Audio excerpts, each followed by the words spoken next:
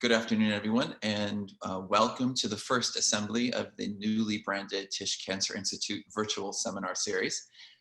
Before beginning, I would like to thank our director, Ramon Parsons, of course, for reuniting the TCI community by initiating this endeavor, and of course, my co-organizer, Dr. Amaya Hambio.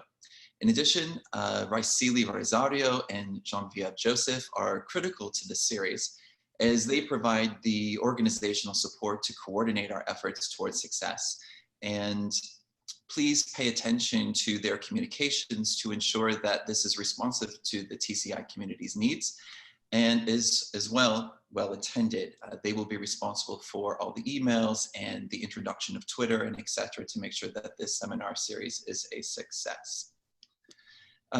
Our goal, of course, for the virtual seminar series is to support a Zoom-based video communications platform for scientific engagement to ensure continued access to science and institute-wide discussions relevant to the TCI community. And to kick off our efforts, Dr. Parsons will be presenting and leading a discussion on the COVID-19 and cancer research efforts here at Mount Sinai. He will be joined by Dr. Miriam Murad, who is the director of the Precision Immunology Institute at Mount Sinai and co-leader of the Cancer Immunology program within the Tisch Cancer Institute. And he will also be joined by Dr. Karen Goodman, who's the vice chair for research and quality in the Department of Radiation Oncology, and she's also the associate director for clinical research at the Tisch Cancer Institute. After these presentations, we will open the discussion to our virtual attendees.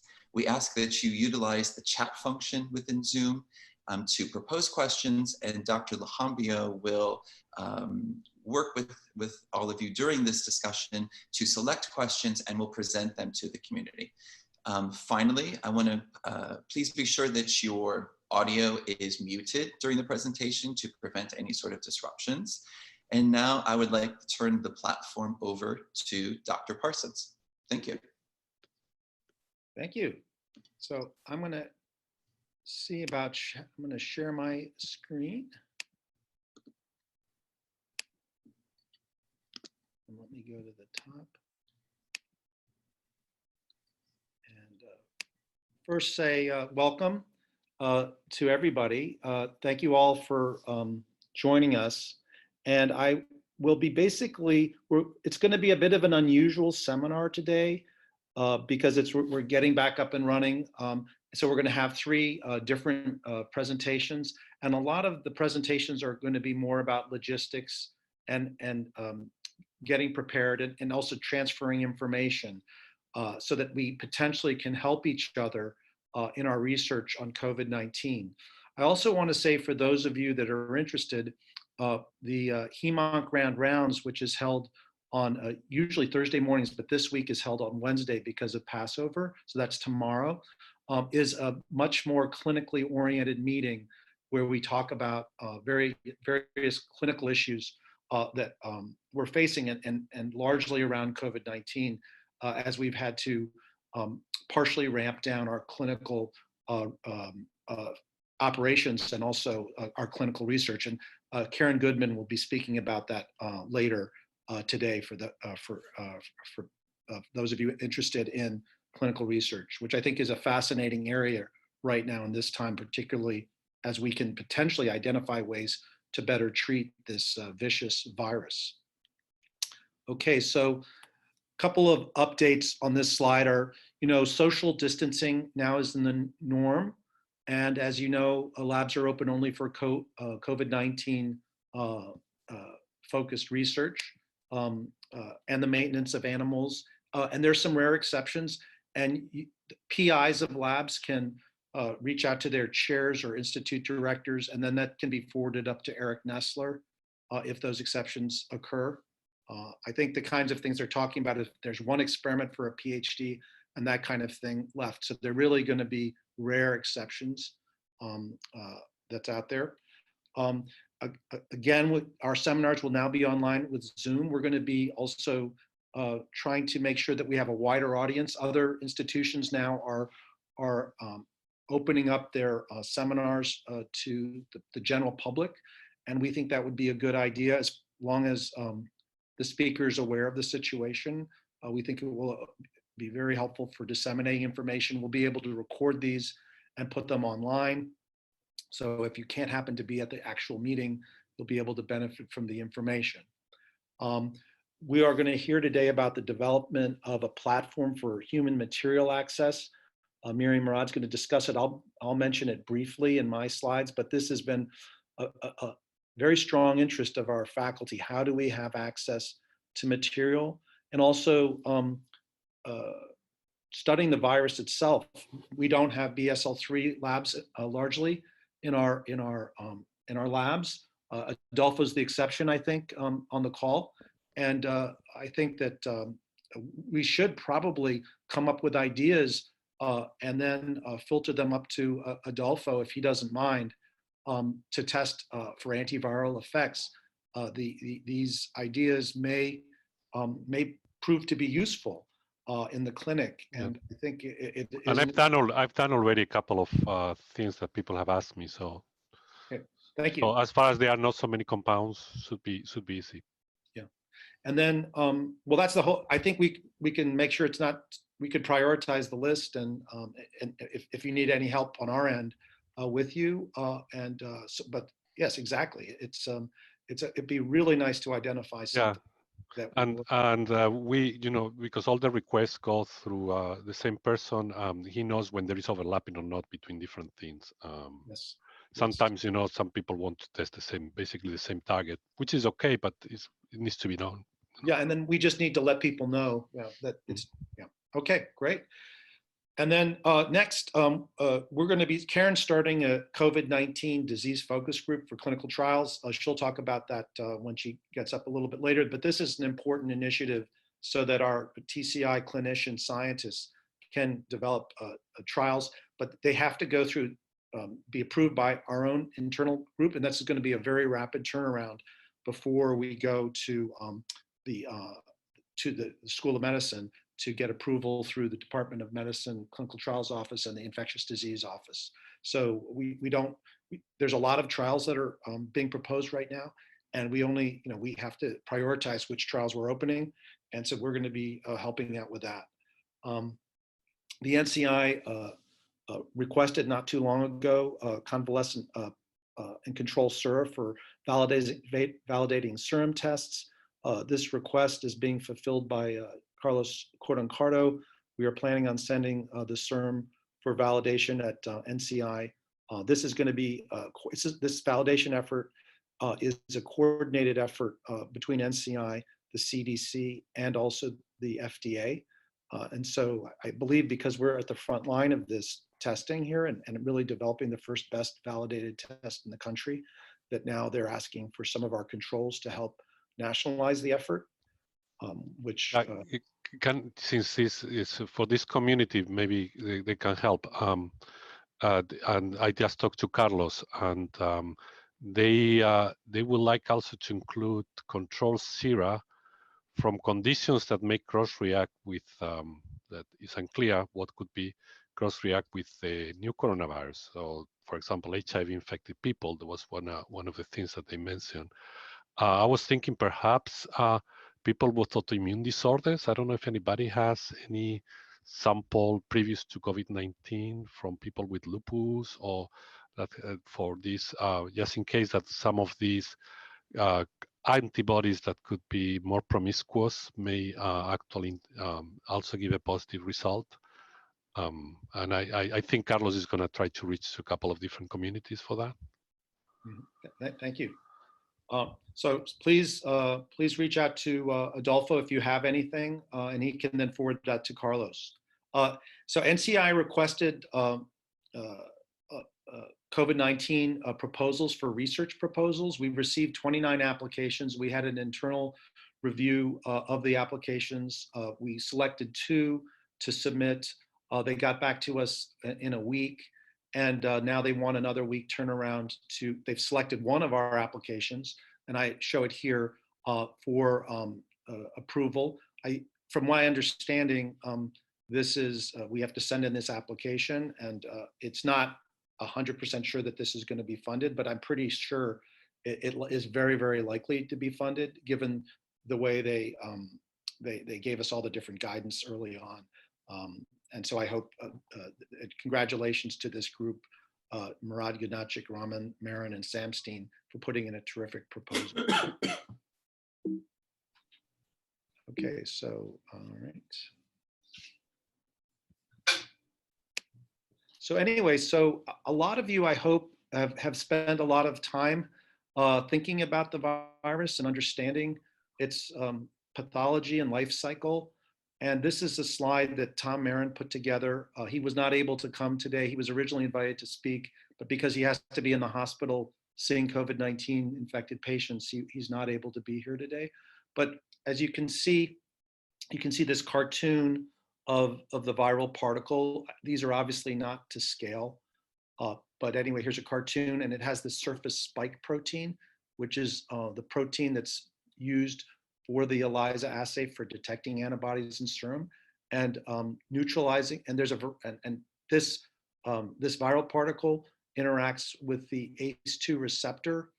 There is also some literature suggests that TMPRSS2, which is a protease, helps in the infection process, but it's not needed absolutely. So it wouldn't, inhibiting TMPRSS2 will not completely block infection. Yeah, let me perhaps address that, Ramon, because I have a lot of requests for testing TMPRSS2 inhibitors.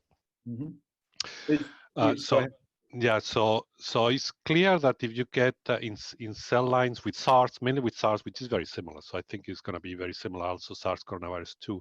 And there is also even evidence now with SARS coronavirus 2 that in particular cell lines, TMPRSS inhibitors, they are able to inhibit the viral entry, as well as if you express more or less levels of TMPRSS2, you may actually facilitate virus replication. But from SARS, it was very unclear how this translates to disease and to replication in vivo. There was made a virus mutant that was not able to be cleaved by TMPRSS2, and that had the same pathology in animal models, suggesting that perhaps is not so much required for processing the glycoprotein for entry in vivo.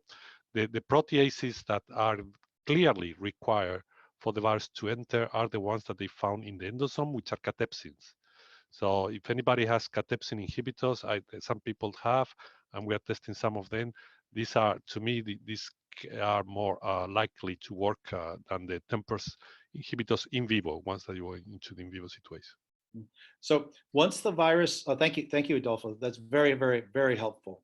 Once the virus particle binds, it undergoes endocytosis, and this, as it enters this endocytic vesicle, chloroquine is thought to potentially affect the viral infection and hydroxychloroquine at this state.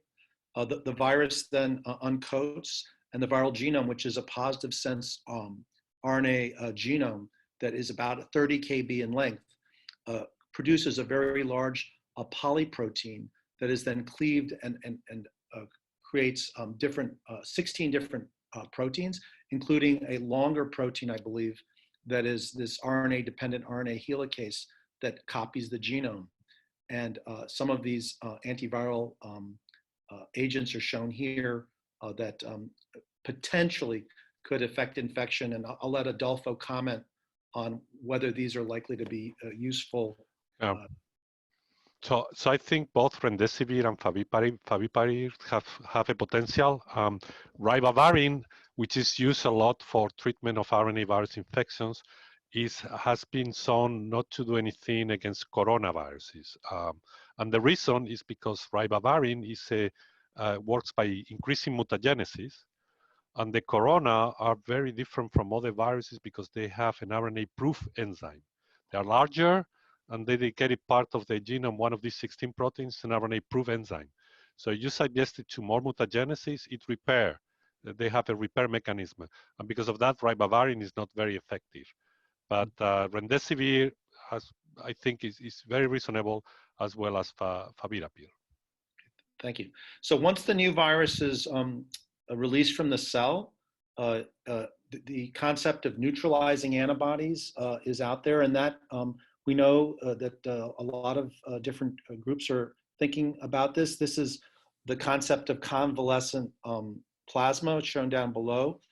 We're hoping that these patients that have made antibodies to the virus and defeated the virus in their own body with their adaptive immune system are going to be able to contribute neutralizing antibodies. And in addition, drug companies such as Regeneron are making monoclonal antibodies that will hopefully block the ability of the virus to infect cells. Once this process occurs, the immune system gets involved, and the virus appears to have different ways, and I'll actually get it to in another slide, of altering the immune response. But there certainly are, the concept is that potentially reducing the inflammation could be helpful, although I've heard recently rumblings that TOSI has not been that effective in the clinic. We also have the concept of vaccines for the virus, which will prevent the disease. And this is just some, in terms of the infection, as you all know, it's a relatively long, drawn out infection that takes about 2 weeks to resolve, and starts out with a cough, chills, and a fever, fatigue, shortness of breath. This is an example from Lancet Respiratory Medicine 2020, and various diagnostics showing abnormalities in the chest. Patients often have to go on a ventilator, and they have a lot of dead space in their lungs, showing that there's a poor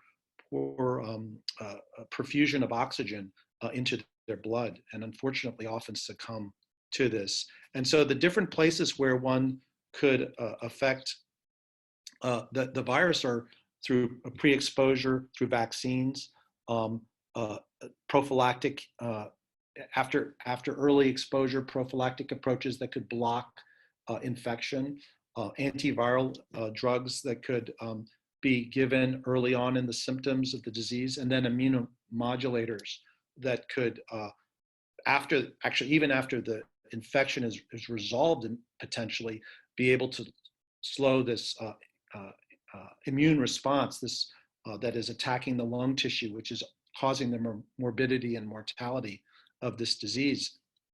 So, barriers to progress, again, this is Tom Aaron's slide, we don't understand the SARS-CoV-2 induced pathogenesis, and we don't understand the exuberant inflammatory response that lands a subset of people into the ICU. But what we do know is that the lung has a very high level of the ACE2 protein, which is the receptor for the virus, and it's present on the type 1 and the type 2 alveolar cells. And this is the location very close to where capillaries are that are exchanging oxygen and CO2. And so if this exchange is screwed up, is harmed, this is why we have loss of shortness of breath, and there's also tissue destruction that's going on at the same time at these sites. And basically, we know that normally when these cells are infected, they make interferons, and we know that the virus is very potentially likely to affect this. I don't think we understand fully. Maybe somebody can comment in the audience about the role of the virus's ability to dampen the interferon response in pathogenesis. We don't know yet about interferon induction, but we know that the virus blocks interferon signaling. So virus-infected cells are unresponsive to interferon. Yes. Okay, and then I will just move on to mention a few things. Now, we're going to hear more about this from Miriam, but I think it's very important to understand what she's been putting together. She's putting together a COVID-19 Mount Sinai biorepository, and all of us can use this biorepository consent to collect samples if we're in a position to collect samples, but we must submit a plan to the tissue committee. There's no need for IRB submission, so this is easier than a normal it normally is. And we need funding for collection, processing, freezing, and analysis. And so if you want tissue, you just request it to this tissue committee. and they will adjudicate and identify and prioritize who is, and obviously it's still going to have to depend on what we have too. And Miriam's going to speak about that more later. So I just want to mention before I go through the various projects that we have ongoing at TCI, which I thought would be helpful for people to look at, just to say that you can submit supplements to your ongoing grants that are federal from NIH and NCI to focus on COVID-19 research. Also, I refer you to the Grants and Contracts Office website, which has a long list of funding opportunities for COVID-19 research. Now I'm going to go through the different projects, and I'm not going to really go through them in detail because we won't have enough time. These slides will be available so you can go through them, but I've listed the last name of the PI and the project topic, and I hope if there's somebody who's there working on something, you can reach out to them and vice versa. So just a pitch for Tom, who's not able to be here and would have presented his clinical trial to use lambda interferon to treat hospitalized patients. So that's one of the trial ideas that we're thinking of. We're also thinking of androgen deprivation therapy in men to combat the proteus. Potentially that could work. We also want to track surgical cases for head and neck cancer performed in the COVID pandemic. We also want to look at radiological alterations in the GI tract and also in the lung for predicting outcome. There's just a lot of different projects shown here that are really interesting. Analysis of the cytokine release syndrome, anti-GM-CSF antibody ideas. Selinexor is an anti-XPO1 nuclear transport drug that could potentially influence viral replication. Studies with the BET inhibitors, which regulates NF-kappa B, JAK kinase inhibitors, and also looking at developing selective inhibitors of TMPRSS2, developing degraders of a protease, developing ACE disruptors, and the details you can see here. You can see the different PIs. There's also here's a multi-kinase inhibitor which reduces influenza A virus by restricting viral RNA synthesis is another possibility. An artificial intelligence Ben Zhang is working on. He's identified actually, as of today, I believe, a series of small molecules that based on artificial intelligence computer-guided analysis may potentially block or affect viral infection. Several of us are helping out making this is not research, but making spike protein and an RBD domain of spike protein for the serology test. Kat Powell has done a lot of different work helping out in the hospital with taking care of our critically ill patients with new devices for keeping people at home as long as possible, but with breathing assistance. And I won't go through this long list, but there's a lot of really interesting things. One pitch I will say is clinical data mining is really important here, and having a clinical database from with different expertise being able to tap into that is going to be something we think is very important. Here is another web-based simulator for pandemic containment strategies. Here's the Cancer Consortium.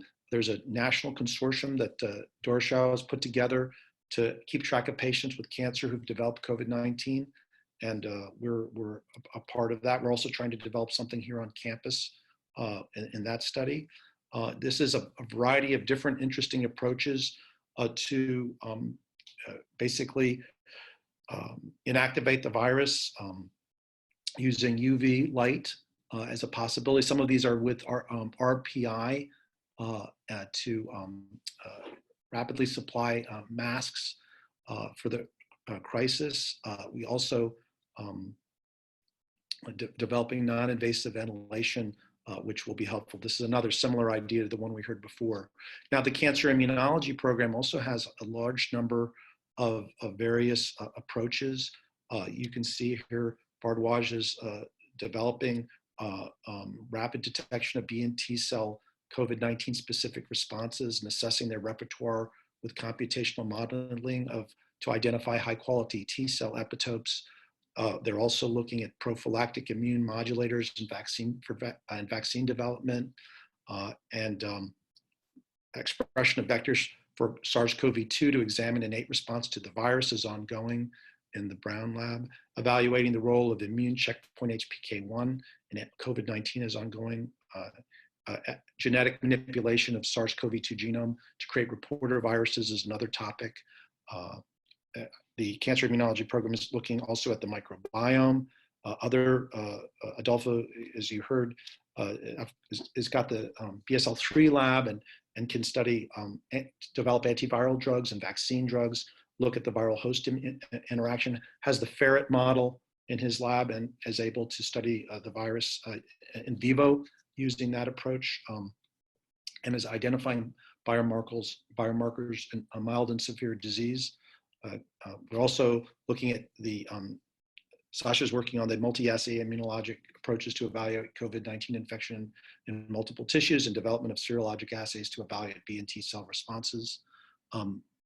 There's efforts to look at the PPP, the 5' protein phosphatase, and modulation of the host immune system, looking at trained immunity and protection, detection and sequencing of COVID-19 RNA in blood and extracellular vesicles and serum, a comprehensive analysis of the evolution of the virus and predictions of immune markers using computational data, genomic data of the virus. We'll be hearing more about Miriam Murad and their efforts, so I'll just skip over Miriam. She'll be able to tell you about that. We also have a nanoparticle effort. We already heard about Parek's efforts because he's in 2 programs. Cancer Mechanisms program here has a variety of efforts to collaboratively try to target different protein components of the virus that are produced by the virus. Hopefully one of these will lead to a new target in the virus. More work on developing the serological assay or actually help implement that. PERK inhibitors as a target, regulation of cytokine storm in old versus young, developing a antisense oligonucleotide approach for inducing effects, making and purifying TMPRSS2 protein, a web-based simulator of pandemic containment strategies involving COVID-19, project that Miriam is leading, a stem cell, using these cells to study, to create stem cells from infected patients, identifying patients with minor or major severe symptoms and determining if there's a biologic difference in the way the cells are infected once those cells are reprogrammed potentially into lung cells or other cell types that are susceptible to infection from patients who either got disease and died from it or actually had very, very little effect. Studying and predicting the course of disease with liquid biopsies, and then studying, finding ACE2 and TMPRSS2 positive cells to dissect cell types and mechanisms of cell entry and propagation. So the CPC program, that's the last one, and then I'll be done. So sorry this is taking so long, but we have a lot of projects, right? Smith and Bickel are interested in cancer care delivery and COVID, and want to understand the impact of on patients undergoing active treatments. So how is this this COVID epidemic affecting our patient care, and both from a health point of view, but also from a mental health point of view, genetics and immunopathogenesis of SARS-CoV-2 infection, genetic factors associated with COVID-2 severity, altered standards for gyn-onc care during the global pandemic and decision-making on patient outcomes and well-being, social vulnerability and geospatial density of COVID-19 infection among cancer patients, exploring how COVID-19 adds to the existing cancer disparities, including those documented in prostate cancer population, understanding the vulnerability profile for after disasters, and studying outcomes of cancer surgery postponement due to COVID-19 and the impact of smoking and sex on COVID-19, effects of social distancing on tobacco and marijuana incursions. I'm sorry, yeah.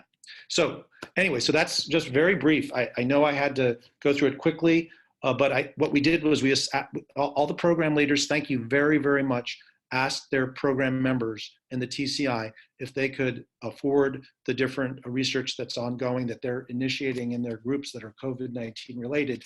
And we thought it would be good to share this with everybody so we could talk about it. I think we have some time here for some questions and comments and also information. Obviously, I didn't know anything about COVID-19 or SARS-CoV-2 until about a month ago. And I think a lot of us are on a very steep learning curve. Some of us are world experts and have led the charge and know this virus intimately. So there's a lot of potential exchange of information and helping us prioritize what we're working on. So we're hoping that this forum will help aid in that. Okay, so Amaya, do you want to see if what the questions are? Yeah. So Nihal is asking whether the supplements include are also applied to R21. I think that's a question that I'm not sure. I don't know if any administrators are on the call, but if they are, like if Bean is on the call, perhaps she could answer that, or we'll just. Hi, this is Bean. So R21s are eligible, so I can send Neil the PAR directly. Okay. I think if I remember well, you cannot go over the budget of the grant. I think that's the only requirement. You cannot apply for more than the budget of the original grant. And Evelina mentions that it may depend on the institute. Okay, that's an idea as far as I know. Okay. Okay. So Bean, could you send that to maybe to the entire distribution list? That would be great. Sure. And so yeah, I'm not quite sure about the NCI policy, all the NCI grants. So there's some clarification on that would be great. Okay, so Shashi is asking, I don't know if it's for Ramon or for Adolfo, why test interferon when virus prevents signaling? Oh, because if you treat cells with interferon, the virus does not infect. Okay. So, I mean, if the virus is in there, then it cannot be stopped. But once that it get out, it cannot get in any other place because they're already protected. It's actually good that the virus stops interferon signaling. That means it cares a lot about interferon. Yeah. Okay, so 2 more questions from Pulikos. So the first one is related to hydroxychloroquine. Is it antiviral directly or suppresses inflammation? I know it's direct antiviral. The IC50 that we have for our assay is on the micromolar range. I don't know how much anti-inflammatory the compound will be. In terms of the antiviral activity, I'm not sure whether it reached the levels that are required for good antiviral activity in vivo. That's as much as I can comment. Okay, and his second question is, how can the virus suppress interferon signaling and then induce exuberant response? So same thing. Is if the virus if it infects a cell, in the cell that gets infected, this cell does not respond anymore to interferon. But there is a lot of cells that are not infected, especially in the beginning. Okay, so there are 2 questions from Nihal and Brett Miles, which are kind of related. Whether it is possible to connect the COVID-19 data with that is in EPIC to examine associations with other existing morbidities. and if it's gonna be available in EPIC. That's what I understand. So do we know the answer to that?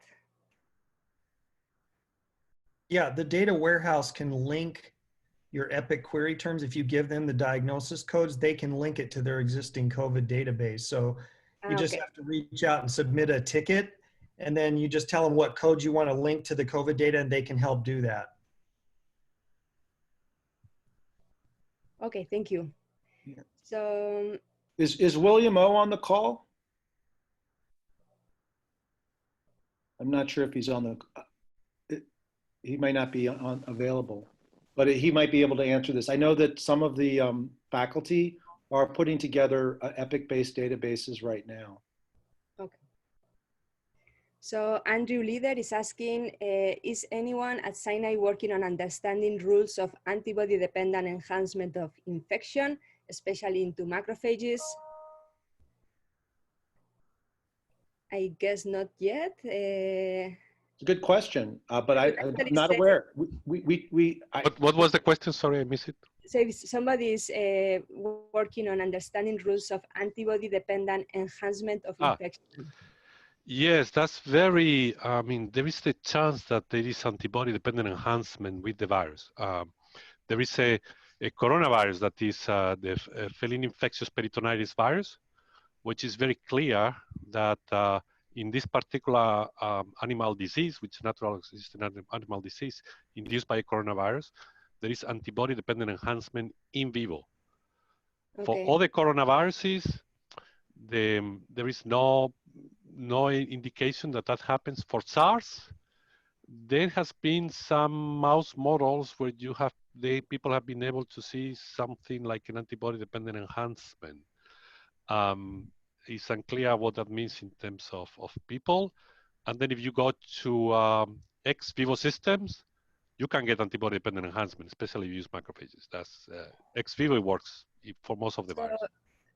I guess that since they are giving antibodies to patients, we will know soon, no? If yeah, so there is no indication. You know, there is some concerns. I don't think that the evidence is strong enough to suggest that these concerns are valid, but you can never be 100% sure. Yeah. Yeah. Okay, so Mark Roberto, this question is for Adolfo. Have researchers in the US looked at inhibiting CD147? Because apparently there is a paper from China that it could impair, like targeting it, it could impair the viral entry.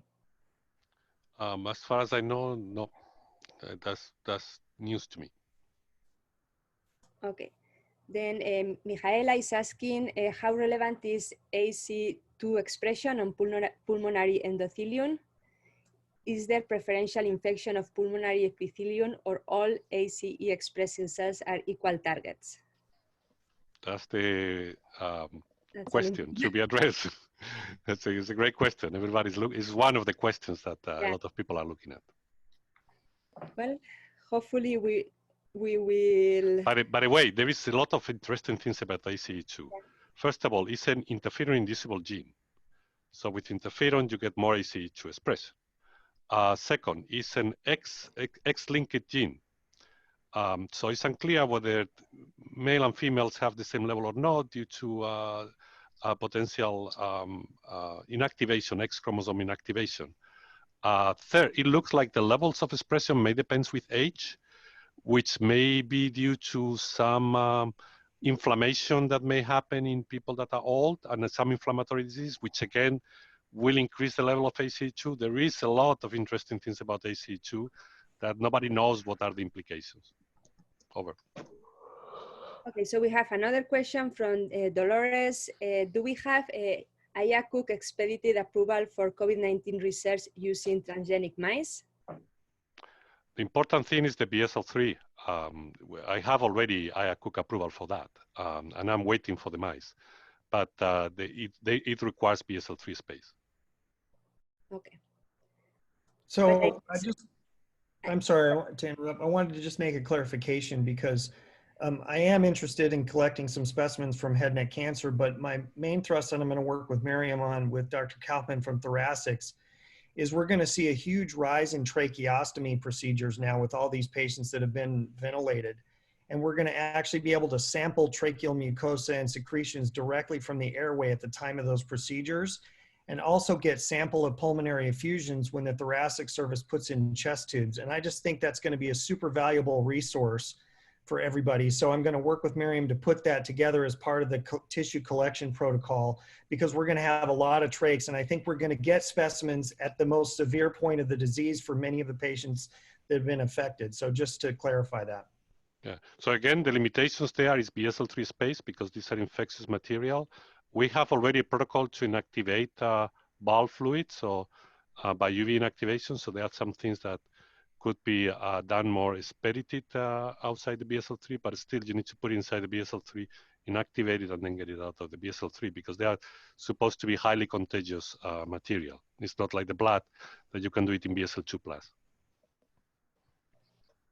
Okay. By the way, I'm working with Reggie Miller to try to get BSL-3 animal space, another room. Is very difficult, not easy. Okay.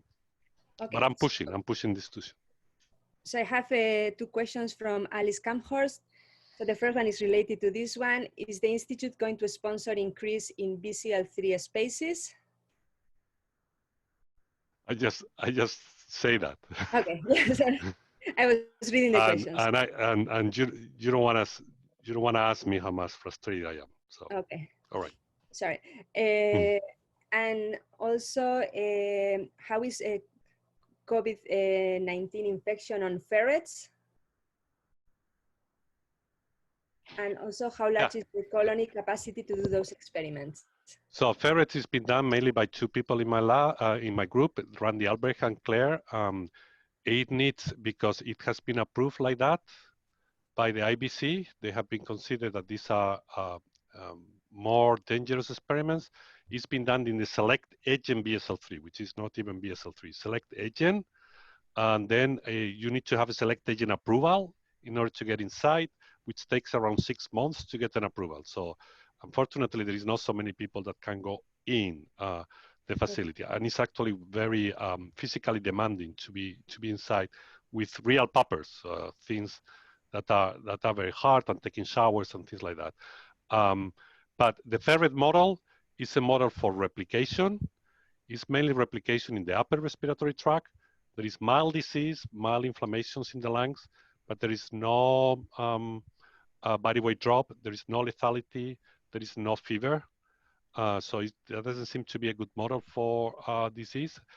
But the virus can start to replicate to higher levels around day 5, and then stay till day 12. It disappears. So it could be a good model for antivirals. For things that inhibit viral replication, I don't think it's a good model for disease or for exacerbated host responses. We can do experiments with ferrets that are involving one single inhibitor or two. We can do experiments with 12 ferrets at a given time, but no more than 12 ferrets at a given time.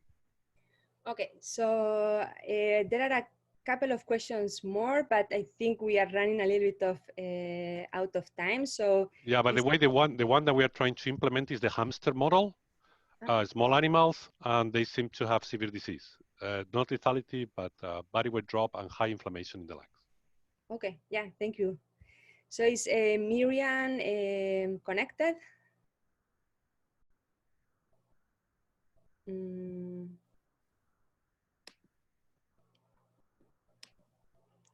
And if not, maybe we can move to either Miriam Merat or Karen Goodman. I'm here, this is Karen. Okay, so can you share your screen, please? Okay. I thought you guys had the slides, let me just pull them up.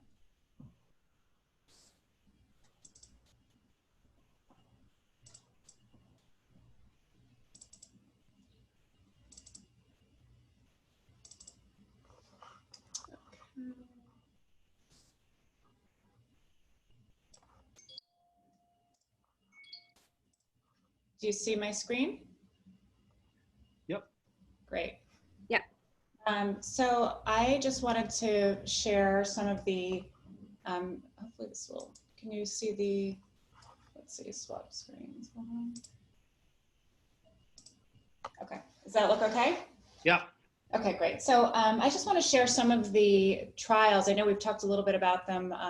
Ramon presented a few of them, but there's been a lot of enthusiasm about bringing some ideas from what we study in oncology to the use of these agents, whether it's anti-inflammatory, antiviral, to the COVID-19 patients. And so we've gotten really a huge number of requests to bring some of the ideas from our sponsors and also some investigator-initiated trials into the clinic.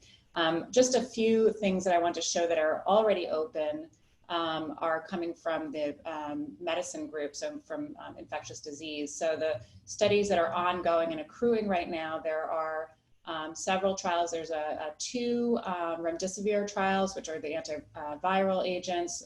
This is through Gilead.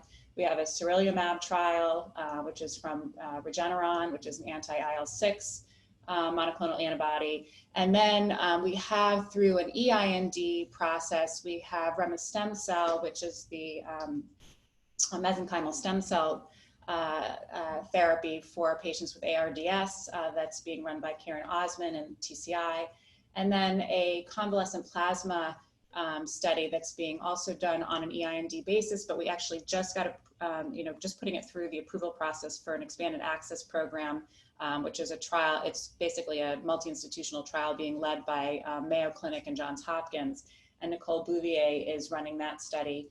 So those are the studies that we have open right now that are accruing patients, but I was just looking at the spreadsheet from the Department of Medicine and all of the studies that they have in development, and there's at least 8 or 10 more that they're working on in various different areas in terms of patient populations. For instance, there's a study that is going to be looking at prophylactic hydroxychloroquine for healthcare workers. It's a phase 3, it's a randomized trial, so we'll be opening that soon enough.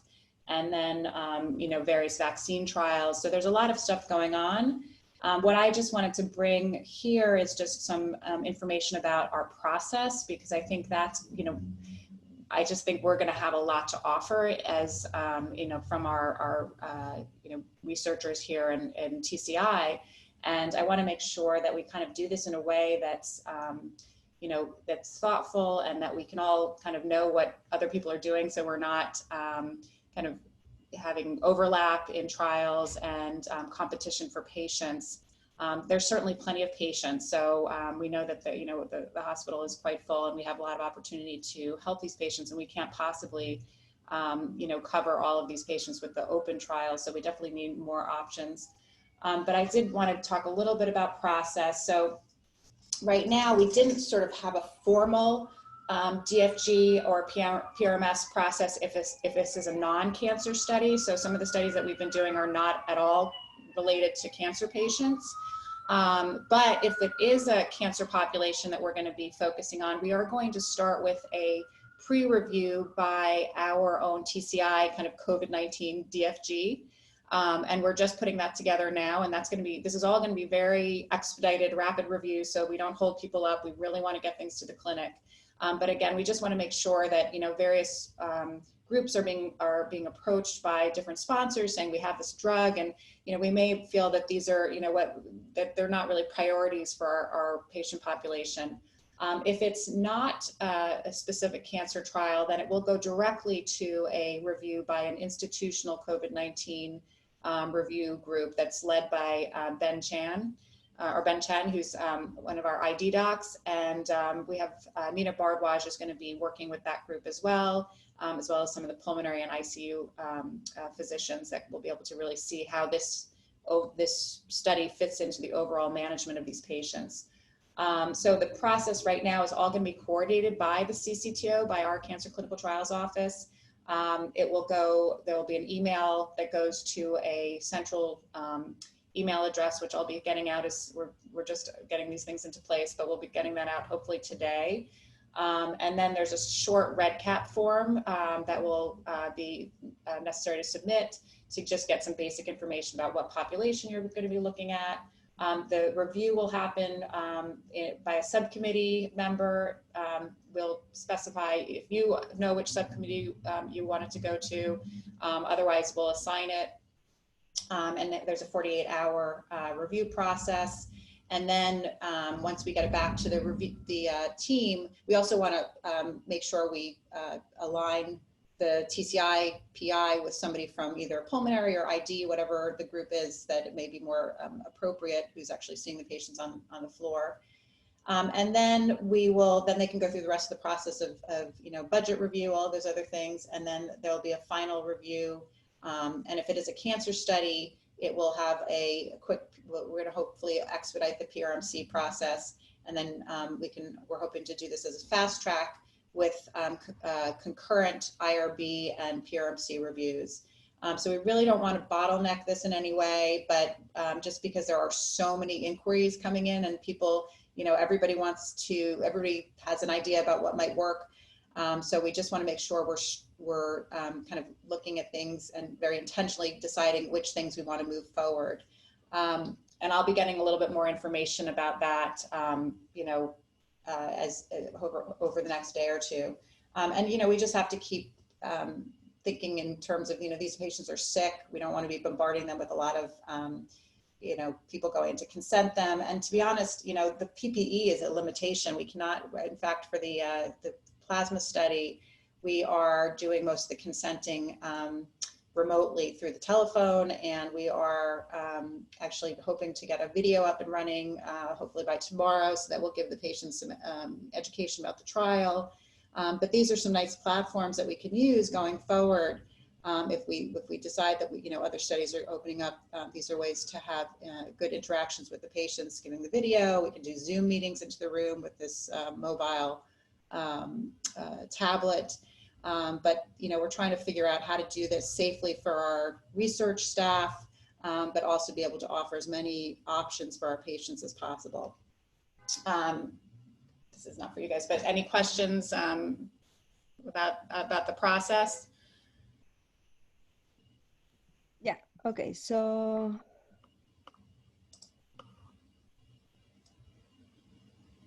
okay, there are many questions. So do we have or considering clinical trial with anakin to inhibit interleukin-1 for cases with cytokine storm?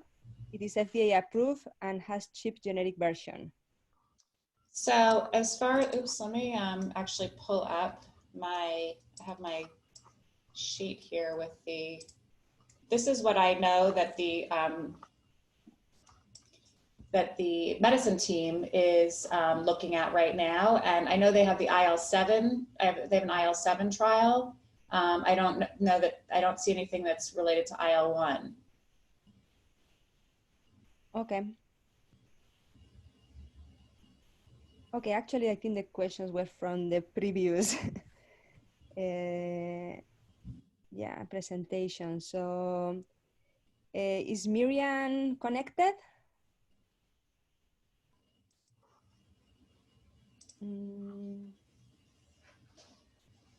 I did email Miriam a reminder and gave her the meeting ID and told her that if she needs help connecting, she can contact me, but I haven't heard anything.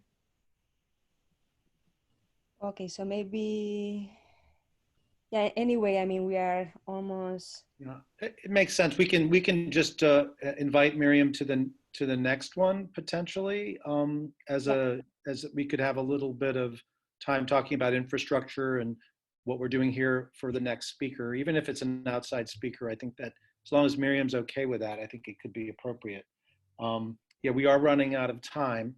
I think we could take the time that we have a few more minutes to see if there's any other questions, Amaya, that people have, because I thought we had a very fluid discussion. And I have a question, Ramon, if I can. Mm-hmm. Go ahead. Karen, do we have open any cancer-specific trials? And what is the criteria for opening cancer-specific trial. Is this? So yeah, thanks, Fred. So we actually do have several that have come across my desk already that are cancer specific. And so, so there's selinexor, which has been is being used by the multiple myeloma group. They have a lot of experience with that, and so the pharmaceutical company actually reached out to them because it has some antiviral effects. And so they're looking at, and it's an oral medication, so they're interested in opening that for not just multiple myeloma, but across the board as a more kind of antiviral agent in patients with cancer. There's John Mascarenhas has a trial that it is more for across the board cancer patients. We have a BTK inhibitor that is being looked at as a possibility. I think Matt Galsky is going to be running that trial.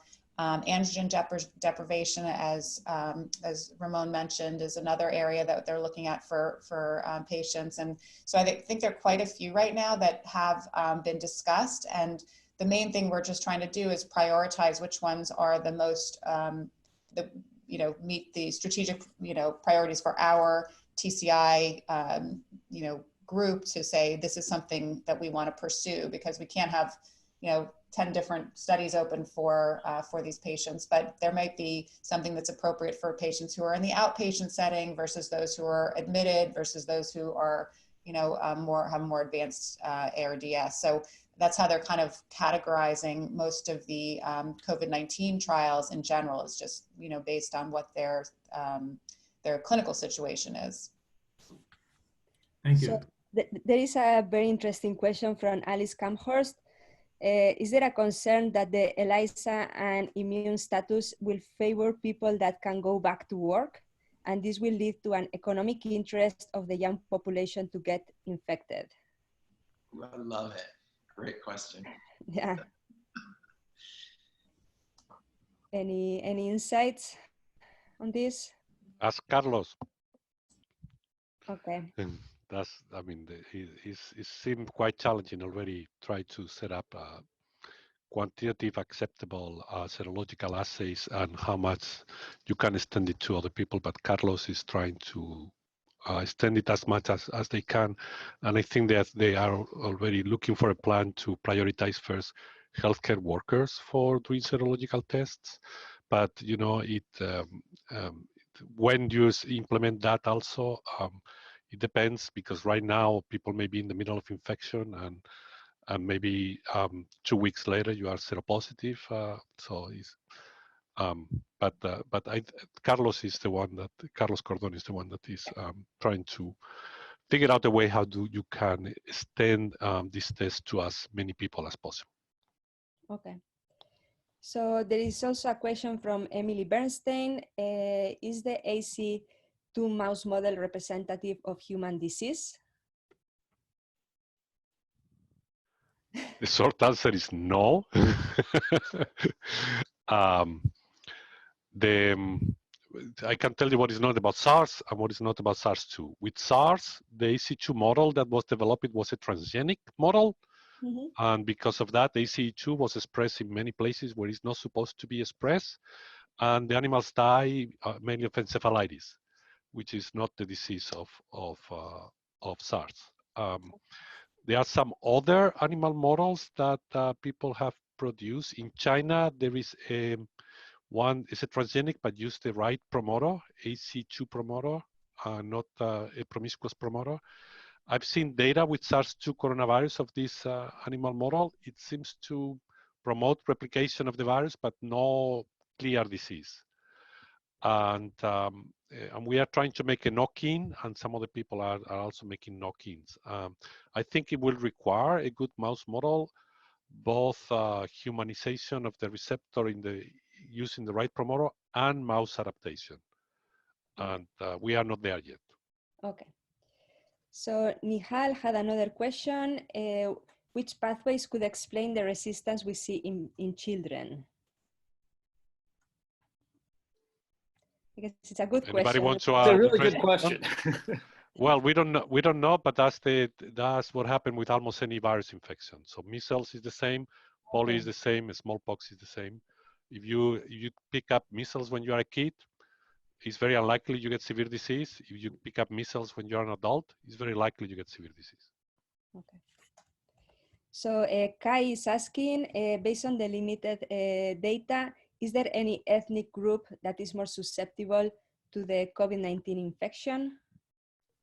Spaniards? No, I think there is still not Maybe enough on data. Not age, enough data. Yeah. yeah. Okay. Okay, so well, there are a couple of more questions. Is the double-strand RNA-dependent kinase PKR a target? This is a question from Arvin. This has been always a favorite target for many different viruses. I don't think it's going to be different for this coronavirus. Yes, but nothing has been able to get a good antiviral in this arena up until this moment. Okay. And if I am correct, this is the last question. No, I got a new one. So this is from Abigail Lubin. Can the infection of infectious material by ultraviolet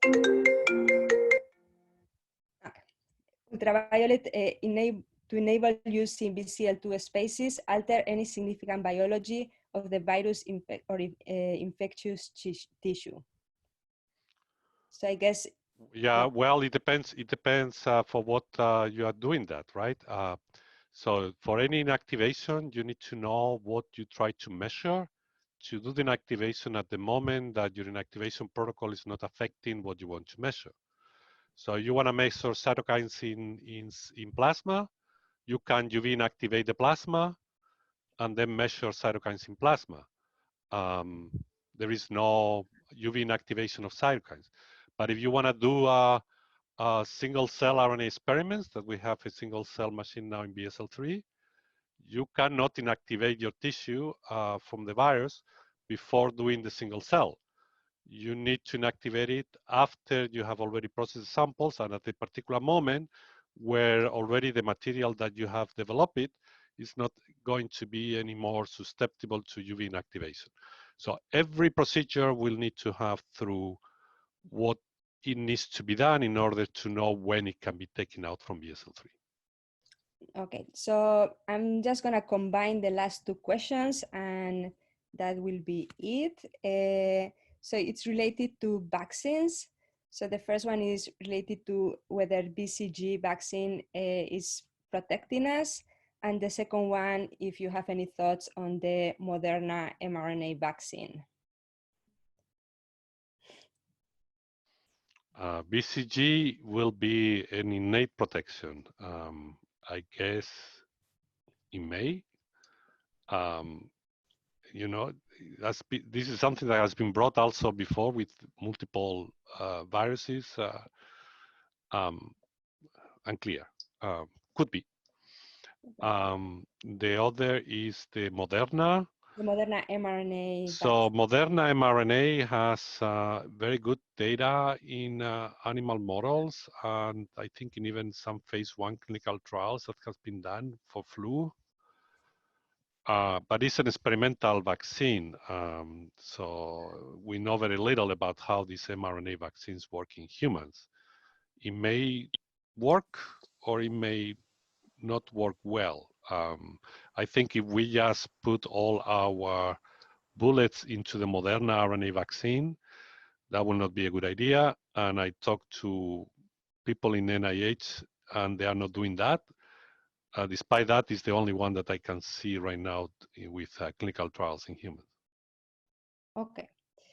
So just to finish, I would like to thank the speakers, Ramon, Karin, and also Adolfo, who has been really amazing at answering all the questions. And I just wanted to list here the presentations that we are gonna have in April. We are gonna start with internal speakers. We are very excited about the upcoming presentations. And please pay attention to the emails from Raisili, from Janviv, that are gonna give you updates on the exciting new seminars. And thanks a lot for joining us, and see you all next week. Thank you. Thank you. Thank you. Bye-bye. Bye.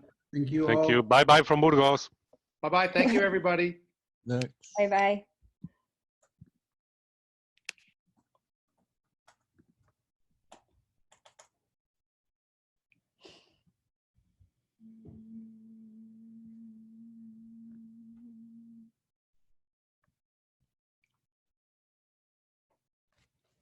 It went pretty decent. What, Gigi? It went pretty well.